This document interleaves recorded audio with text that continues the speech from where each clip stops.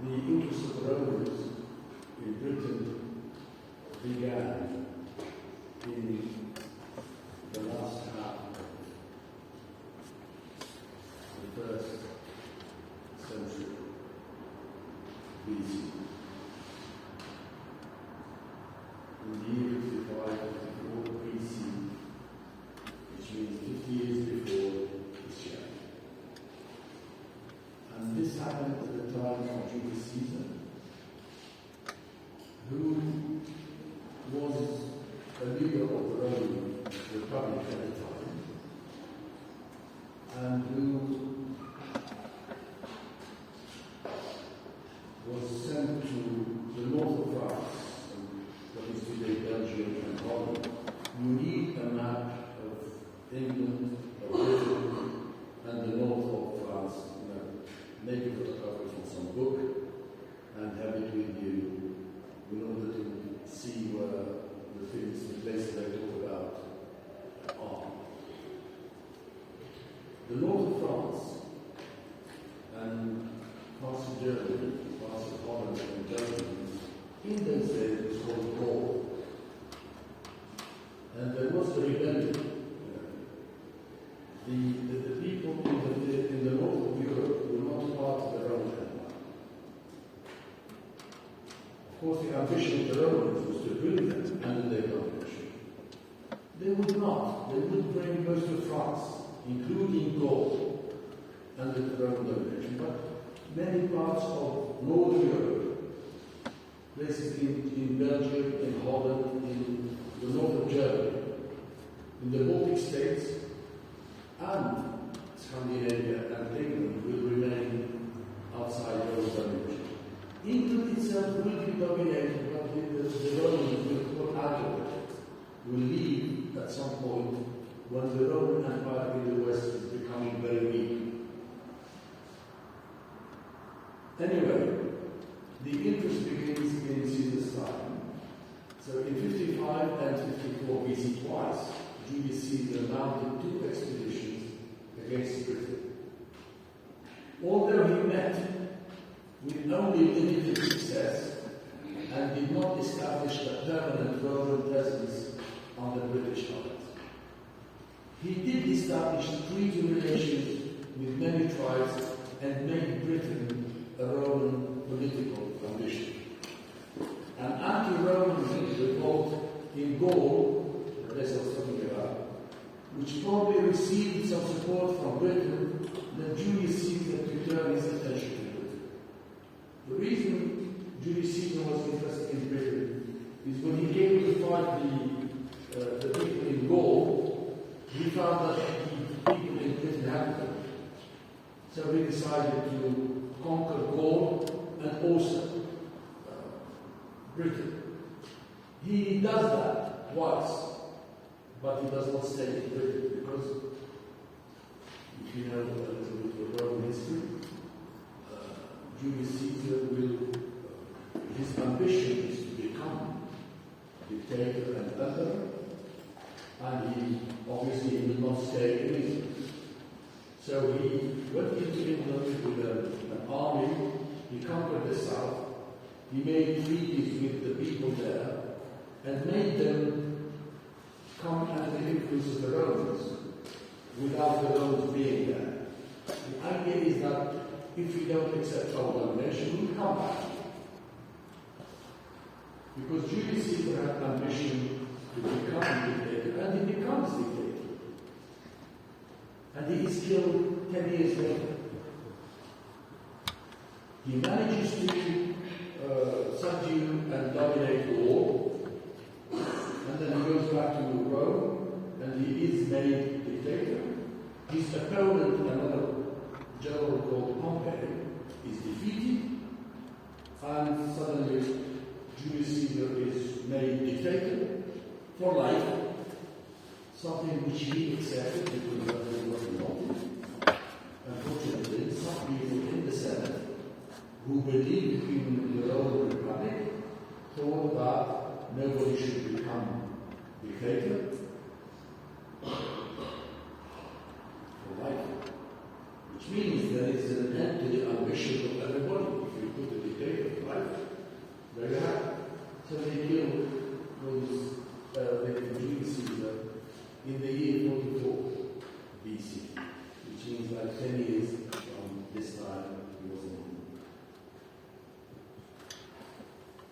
Caesar's first expedition failed, but preparation was soon underway for a new expedition in 54 BC. Caesar sailed to Britain once more with a fleet of 800 ships, 30,000 men and 2,000 cavalry. This is just to give you an idea of the power of Rome at that time. To go. This is only one Roman army. It's like the United States of today, with 6 fleets everywhere in the world. This is just one army, and it's 800 ships, which is a huge force for that. Cavalry, like fighters, warriors on horseback. The English did not know that. They used chariots, with a horse, carrying a chariot, and the fighters standing on the chariot. One taking care of the chariot, the other trying to shoot arrows, whatever, to the enemy. So the cavalry would be a new thing for the British, and it would play a major role in the victory of the Romans. The Britons were able to offer effective defense under the leadership of Cassivellaunus, king of the Cassivellauni. These, at the end of the period we saw last time, like emerging kingdoms were coming, but there were many of them, and they were in conflict most of the time. And it is this state of conflict in the south, especially in the south of England, today, many tribes which have become powerful and which have turned into a form of kingdom. When we say kingdom in these days, it's not like they're organized. It's simply a lot of people acknowledging the leadership and the command of one person or one family. And one of those was this kingdom, which was to the very south, and was in the first line of contact with the Romans when they came. The Romans won a series of battles and then pushed on towards the River Thames. The River Thames is the river on which London stands today. So it's in the east of the island, and it runs sometimes south and sometimes east. And London, when you look at London, there is a river that goes like that. That's the Thames. However, some British chieftains, leaders of other clans, who were afraid that Cassivellaunus might lose success against Caesar to increase his own power, also began to waver or to hesitate in their support for the campaign against the Romans. The Romans were able to achieve success fairly easily because of the divisions and the competition between the different clans in Britain itself. Some were even led to help the Romans in order to stop their opponents becoming too powerful. In fact, they did not know that the Romans were staying or going, so they were not very clear as to what to do. Is this an enemy who is invading and then who's going to retreat? In that sense, fighting it to make another kingdom, another local kingdom powerful would be anything. But unfortunately, the Romans will not stay this time, but they will come back. They will come back in AD under Emperor Claudius, and this time they will seek to conquer and stay, and they will stay for, as I said, about 400 years.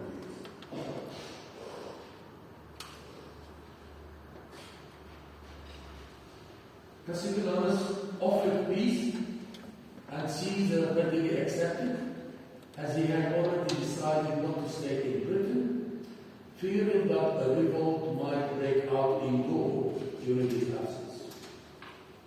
As I said, in the end, things worked out in to the advantage of both sides. The Britons did not have the power to fight the Romans. The Romans had other troubles in Europe, in the Republic, and were not really willing to stay. In the end, this particular king who was in the face of the Romans, offered peace, and Julius Caesar, having in mind to go back to war because there was trouble in there, and also the bigger project of Julius Caesar is to go back to Rome and become dictator, emperor, or whatever. So the peace was offered, he accepted, but the peace had conditions. He accepted British hostages and fixed a tribute to be paid by Cassivellaunus before returning to Rome. The South of England, in effect, became, a client kingdom to Rome. Now, client kingdom. Rome used this policy a lot. You know Caesarea in history. One was a client state of the Romans, the other a client state of the Persians. Which means between you and your real enemy, you have a king which is under your control, but which takes any trouble coming from your enemy. Because in Rome would proceed sometimes by having client kingdoms and states, which means the Romans are not there. They haven't conquered the place, but they have influence, and they enormous influence. Usually client states pay tribute, they pay tax, pay money to Rome. And this is not to be evaded. Egypt, for example, for a long time, paid tribute to the Romans. The idea is, I know you can come and conquer us, okay? But I'm prepared to pay you so much a year not to do that. And obviously, in general politics, I will not do anything against your interests. And this is the agreement, more or less, of a powerful state with a client state of England.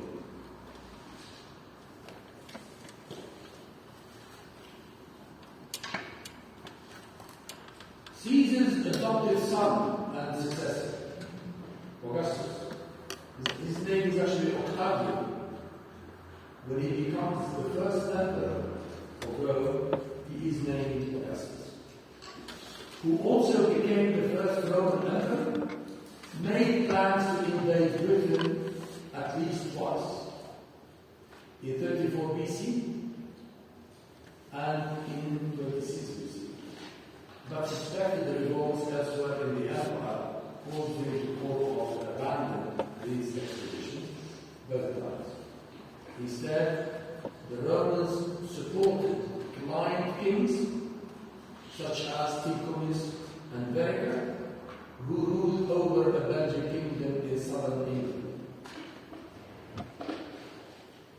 The Romans simply showed to the people in Britain of the day that they are there, that they can come for them anytime they like, and that it was better for them to be client kingdoms, i.e.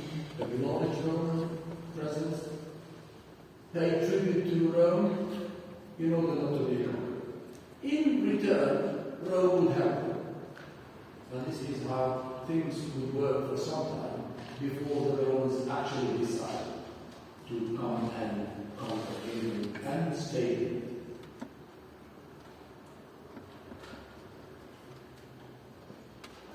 The Romans sometimes played the different kingdoms in England against each other by supporting one against the other. And it's a bit like the United States of today. You know, helping Morocco against Algeria, helping Algeria against Morocco, and helping everybody against everybody else. The Romans maintained their influence in Britain by involving themselves in its politics. The Romans simply knew and had information about what was going on in Britain and linked their influence in between those kingdoms to, the Romans basically really were interested in tax and tribute. If you paid them good tribute regularly, I think the idea is that they would not come for you because it costs a lot to conquer land.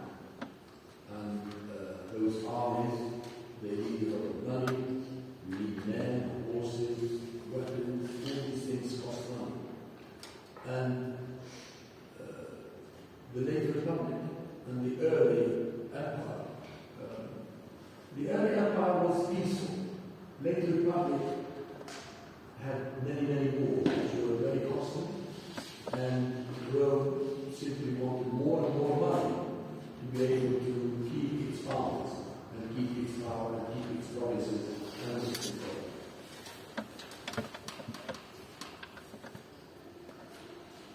Conquest and resistance. As I said, Julius Caesar will try to conquer England, Britain twice. The first time he did not stay. No, they simply landed and then came back. The second time they stayed for a while. They worked their way up to London of today, and then they agreed a peace treaty with the major people in those days, and then went home. Now they come back to Britain. The immediate pretext for the Roman invasion of Britain was the appeal by Verga.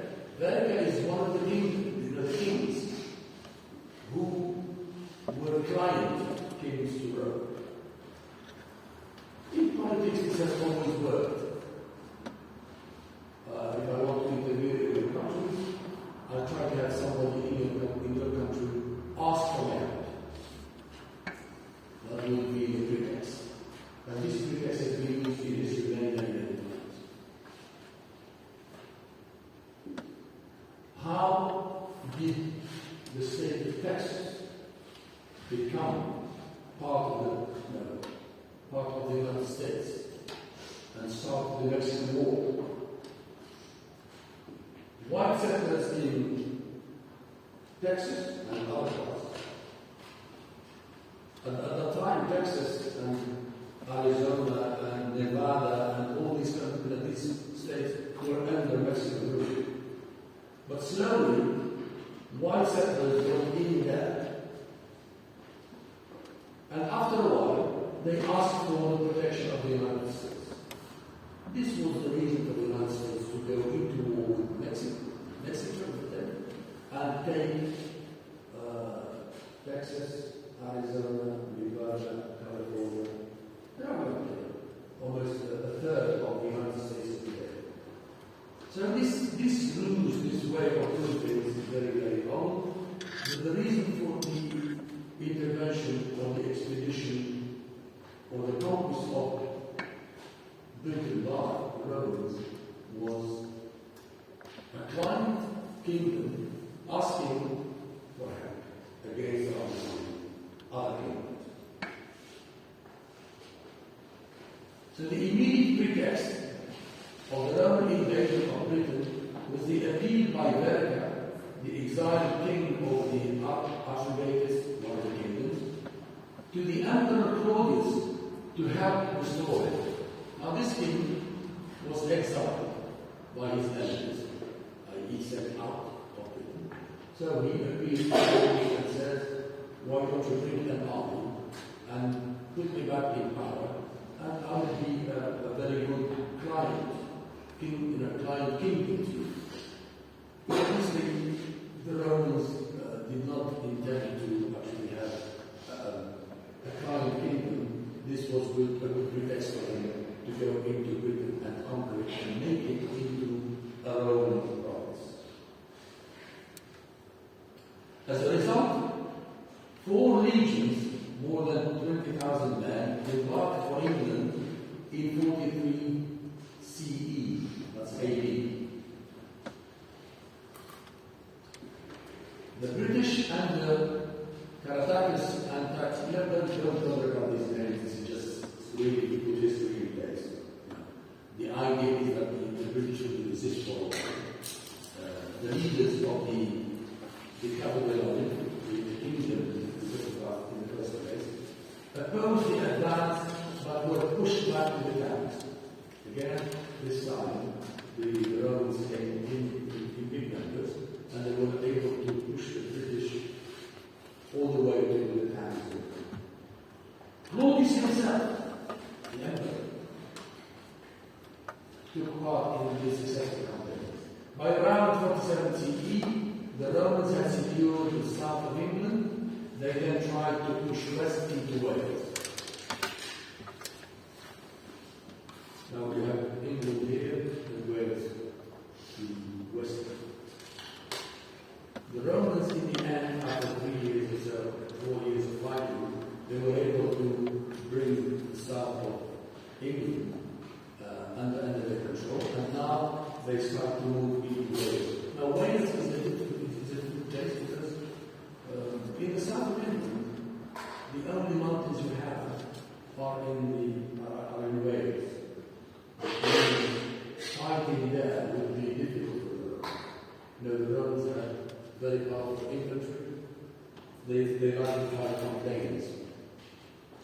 If you hide in mountains and do what we call guerrilla war, like very quick attacks and then retreats, it becomes very difficult for the Romans. You will not defeat them, but they will not win either, and they will not have peace either. Boudica is a British queen, because at this time we don't have English, Scottish, Welsh. Most people are born Britons or British. In the year 60 AD, the Romans faced a serious revolt that almost drove them from Britain. Boudica, the queen of the Iceni, another kingdom, revolted and marched on Comodonum, which is the Roman name for the city which is called Colchester today. Colchester today is not a small city, but it already existed in those days.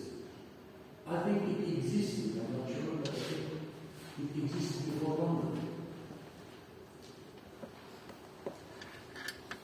So Boudica, the queen of the Iceni, revolted and marched on Colchester and razed it to the ground, destroyed it. Colchester today was a Roman power. Londinium, the London of today, and Germanium, St. Paul's of today, were devastated by Boudica's army as well. Finally, the Roman legions faced the Iceni subway in the Midlands, and Roman victory was total. Boudica herself died soon afterwards, allegedly by poison. We try to document the existence of the British. The Romans did not have an easy walk into England. The rebellion of Boudica at the beginning looked like it's going to throw the Romans out of it. Unfortunately, they probably made the mistake of facing up to the Romans, to the Roman army.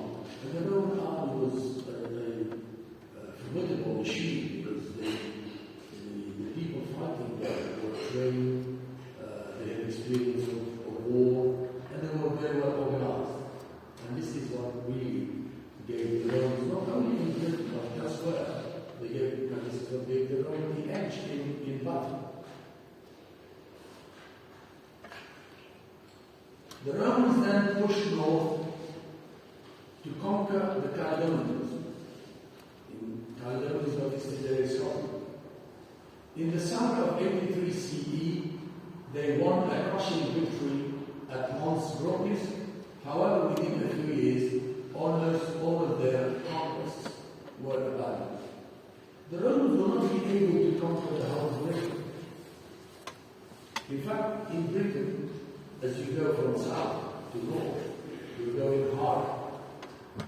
You have some mountains in Wales, and then you have flatlands in the south, all the way to London. And then you have the Midlands with Birmingham, that's in the middle. And then as you go to Liverpool and Manchester, you're rising. When you go to Scotland, two things.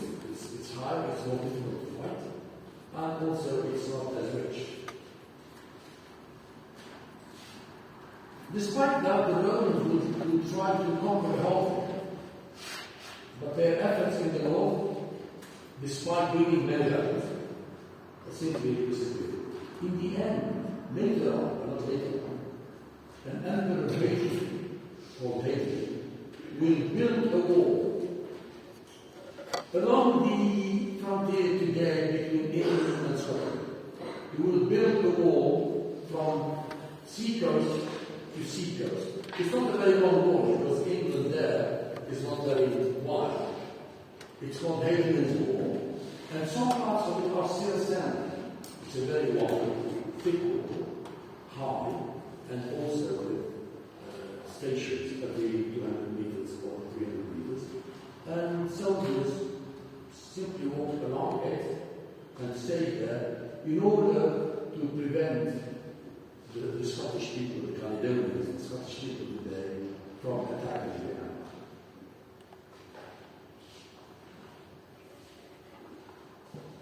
Now this is for history. Julius Caesar twice manages only to have treaty relations, tribute, client kingdoms, and then goes home.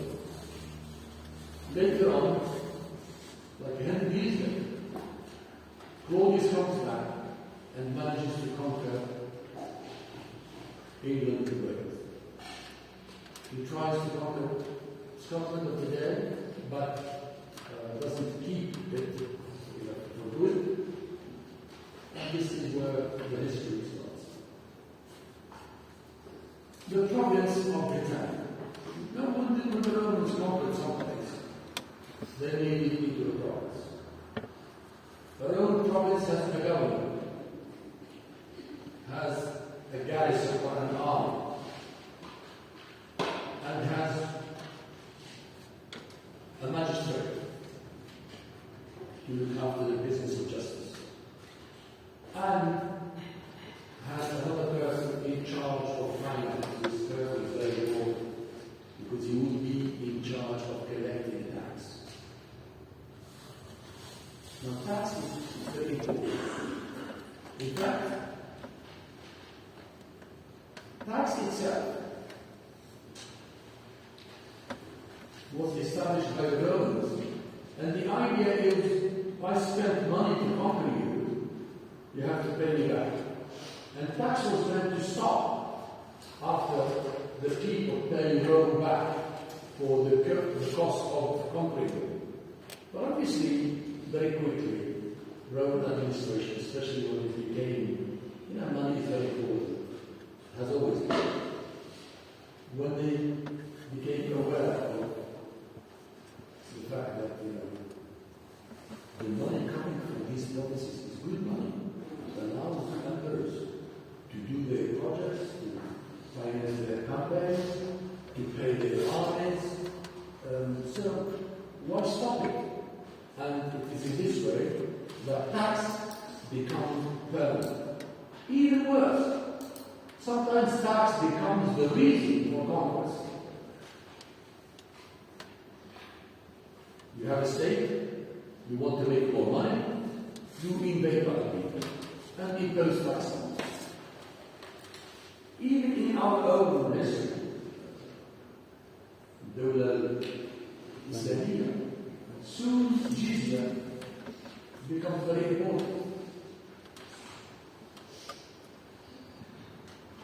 all the way. والله يوم يرون أبائهم كانوا يتلون رسول الله لقد توب عليه. You know who said that? Abu Bakr Siddiq.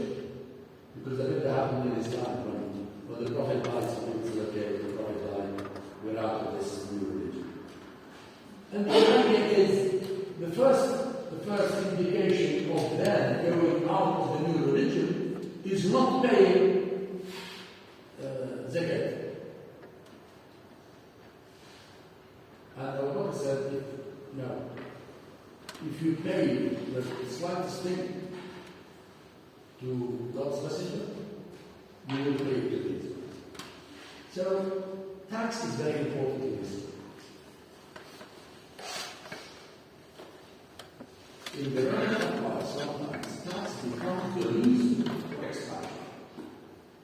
It's still the same thing today.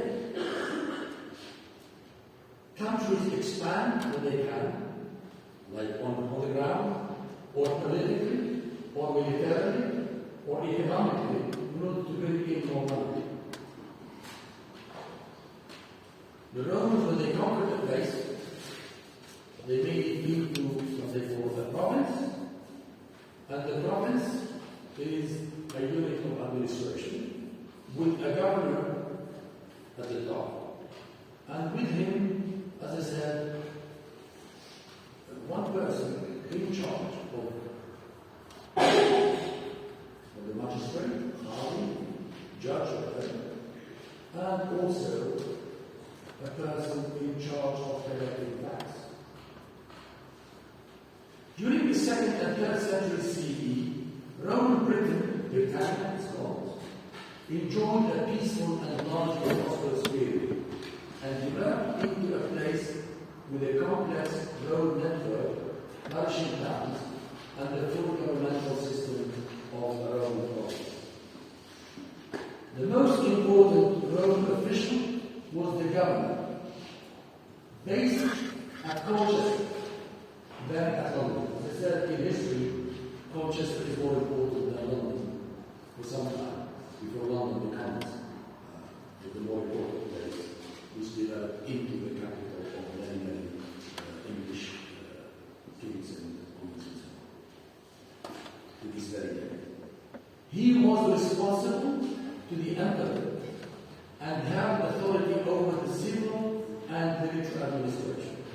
The governor had no power. He is a civilian official and he is a military official. If there is trouble, he is the arm, the local arm in order to deal with it. And he is also in charge of the administration of the province. The other chief official of Britannia was the procurator. This is the guy in charge of tax, who was in charge of financial affairs. Later, Britannia would be subdivided into 5 provinces. That's not really important.